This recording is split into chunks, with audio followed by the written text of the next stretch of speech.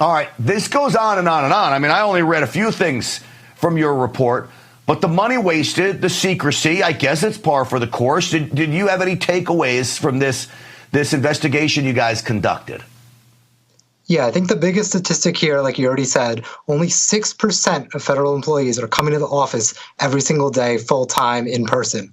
So that means we're paying for office space that they're just not using. The Department of Energy was one of the craziest examples we found. They've got a 2 million square foot office they're renting out. On an average day, there's 8 people in the entire building. I mean, come on.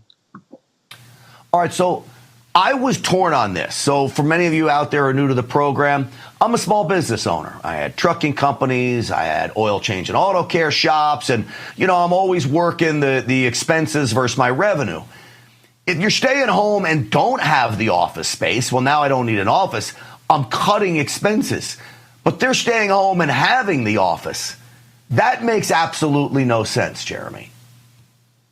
Right. A lot of what we found is that these employees are getting pay bonuses for working in person, even though they're not actually doing it. It's a bookkeeping error. They're getting bonuses for working in a city with a high cost of living, like Washington, D.C. But then we found that they're actually living 2,000 miles away from Washington, D.C., and rarely, if ever, come to the office and keep collecting these bonuses regardless.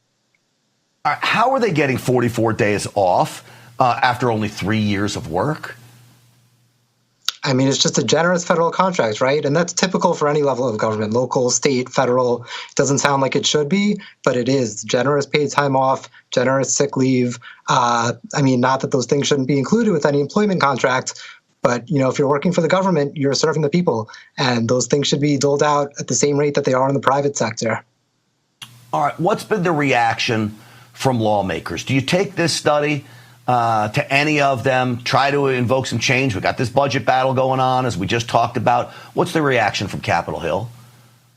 Yeah, well, we've been working on this with Senator Joni Ernst. She's been a big help. She's introduced what she's calling the Remote Act. So that would require federal agencies to monitor what all these remote employees are actually doing on their computers during the day, make sure they're working efficiently, and conduct some studies to see if they should get back into the office.